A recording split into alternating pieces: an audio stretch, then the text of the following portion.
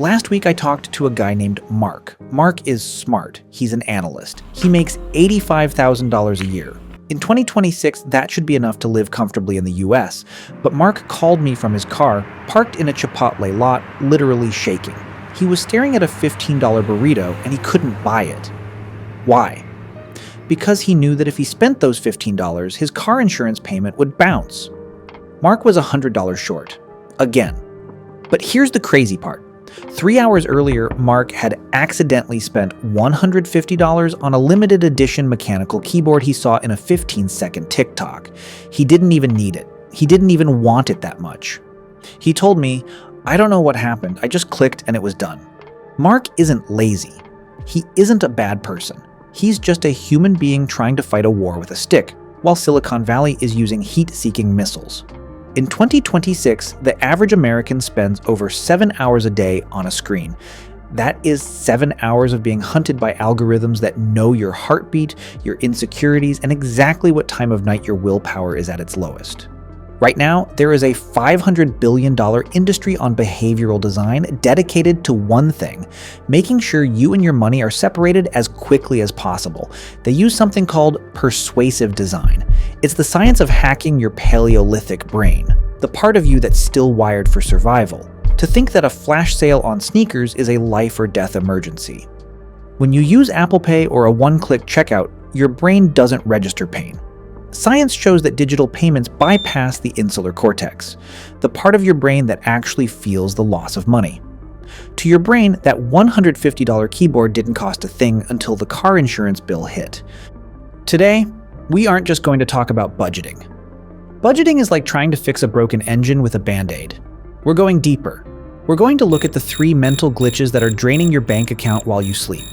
And by the end of this video, I'm going to give you the exact withdrawal framework that helped Mark stop the bleeding. It's the same system he used to save his first $5,000 in 90 days, without getting a second job or moving into a tent.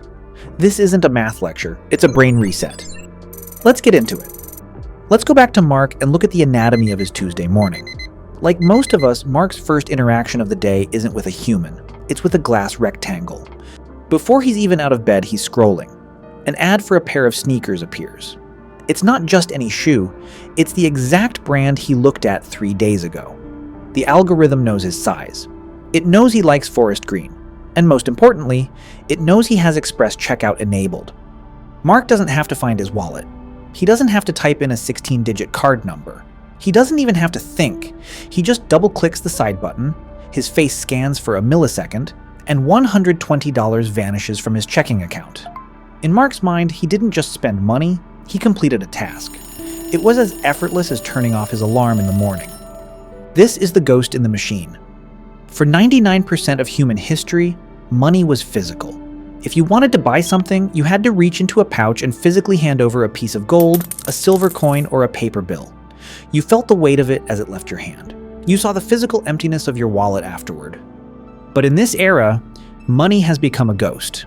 It's just pixels on a screen. It's a number in an app that changes while you sleep. When money becomes invisible, your brain's natural defense system, the part that protects your resources, simply fails to launch. Think about it. Why do casinos use chips instead of cash? Because your brain doesn't react to a plastic circle the same way it reacts to a $100 bill. Silicon Valley has turned your entire life into a casino. They've removed the weight of money so you can't feel it leaving. Let's look at the science. There's a region in your brain called the Insular Cortex. In neuroeconomics, we call this the pain center of spending. In a famous study at Stanford, researchers put people in an MRI machine and watched their brains while they shopped. When the subjects were shown an item they wanted, their reward center lit up like a Christmas tree. But here's the key. When they saw a high price tag, the Insular Cortex fired off. It literally felt like physical pain. That ouch is what stops you from overspending. But here is the glitch. When you use frictionless payments, Apple Pay, Amazon One-Click, or AutoPay, your Insular Cortex stays completely silent. The tech is designed to bypass the pain. You get all of the reward, the new shoes with 0% of the pain on the loss of money. You are literally flying a plane with a broken fuel gauge. You think you're fine until the engine cuts out over the Atlantic. For Mark, this was a death by 1,000 cuts. Because he couldn't feel the $120 for the keyboard or the $6 for the daily latte, his brain assumed he had an infinite supply. This is the first mental glitch: frictionless identity. We have become so separated from our currency that we've lost the ability to value it in real time. If you've ever looked at your bank account on a Thursday and said, "Where did it all go?" This is why. The ghost took it. But once you know the ghost is there, you can start to haunt it back. Next, we're going to look at the second glitch, the one that makes you save your way into being broke. We're talking about the sale hallucination. If the first glitch was about how we pay, the second glitch is about why we justify it. Let's talk about how we save ourselves into poverty. Mark told me about his prized possession, a professional-grade espresso machine.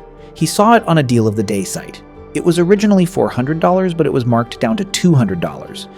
Mark walked away from that purchase feeling like a genius.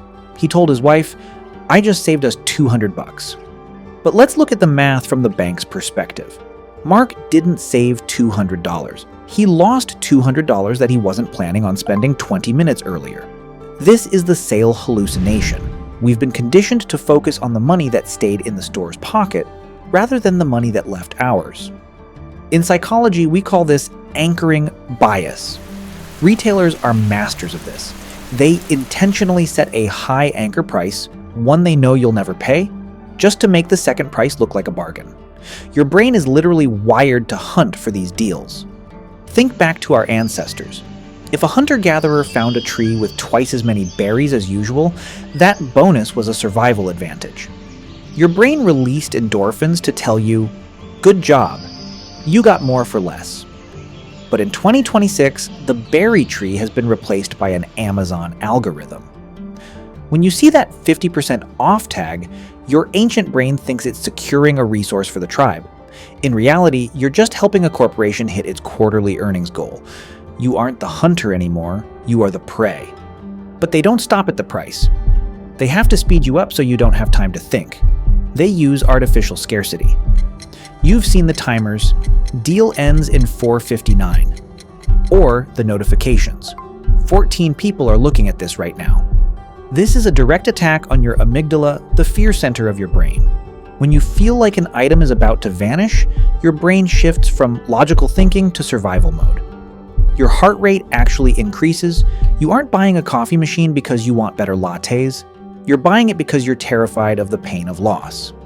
You're escaping a psychological threat that the store manufactured out of thin air. It's a hallucination designed to make you click buy before your logic can catch up. So, how do we break the hallucination? We use a killer strategy I call the inverted cart. Next time you see a must-have item on sale for $110 down from $200, stop. Ignore the red text. Ignore the timer. Ask yourself this one question. If I walked into this store today, saw this item for the first time at $110, and there was no sale sign anywhere, would I still want to give away my $110 for it? If the answer isn't a 100% yes, then you don't want the product. You just want the high of winning the deal. Mark started doing this and he realized that 80% of his deals were actually just expensive clutter.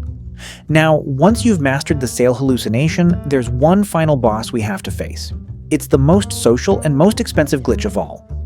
We're going to talk about the social mirror, and I'm going to show you some AI tools that finally broke the cycle for Mark. The final glitch is the one that hits the hardest because it's tied to our survival as a social species.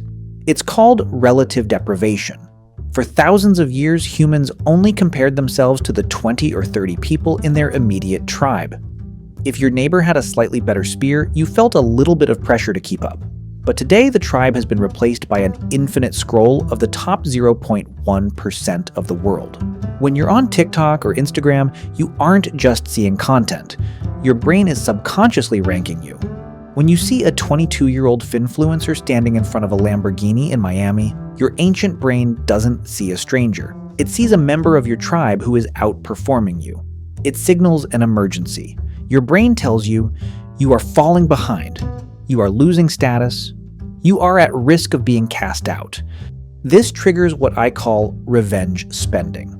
Mark told me that after a particularly bad day at his $85,000 job, He'd see someone on LinkedIn announcing a massive promotion or someone on Instagram at a 5-star resort. He felt small, so he'd go out and buy a $300 dinner or a new pair of designer sunglasses. He wasn't buying the item, he was buying a status band-aid. He was trying to prove to himself and the world that he still belonged in the winning category.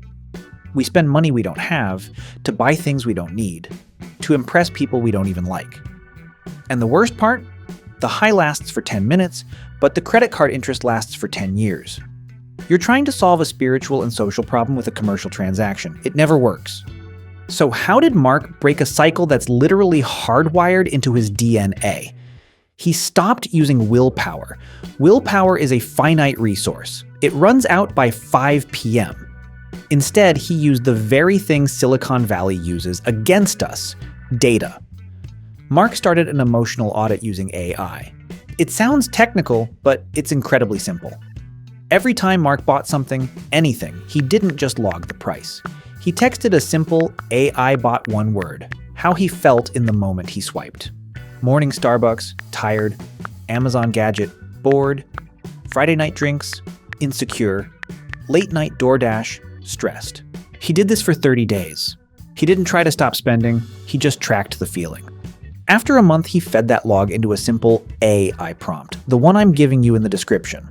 The AI looked at the patterns and gave him a truth bomb. It said, Mark, 80% of your ghost spending isn't happening because you like the products. It's happening on Tuesday and Thursday nights between 8 and 10 p.m., your high-stress work nights. You aren't a shopper, Mark. You're a stress reliever. The AI showed him that if he just went for a 15-minute walk or called a friend when he felt that Tuesday tension, he would save $1,200 a month automatically. The ghost wasn't a spending problem, it was a stress management problem. Once he saw the data, the urge to spend lost its power. That is the essence of being financially aware. It's not about restricting your life, it's about understanding your mind. Mark's story didn't end with him living in a dark room, eating beans and rice. He didn't delete every app or stop enjoying his life. What changed was that he stopped letting his caveman brain drive the car. By using that AI audit, he realized he wasn't bad with money. He was just using his wallet to solve problems his wallet couldn't fix. Once he identified his red zone spending, he started using the AI-driven finance app that tracks his spending patterns in real time. Instead of just telling him what he spent, it helped him see the trends before they happened. It's like having a digital guardian angel for your impulse control.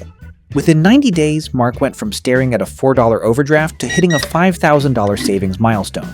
He didn't get a raise. He just got aware. If you're tired of blaming your math skills for a problem that's happening in your hardware, it's time for a reset. I've put the exact AI prompt Mark used in the description below, along with a link to apps that can help you change your spending habits. Copilot and Rocket Money are two tools I personally recommend if you want the AI to do the heavy lifting for you. Using those links helps support this lab and keeps our content free. Remember, your bank account is a reflection of your psychology. Change the mind, and the money follows. Hit that subscribe button to join the community, and let's start rewiring your brain for wealth. Your friend who wants you to win, and I'll see you in the next one.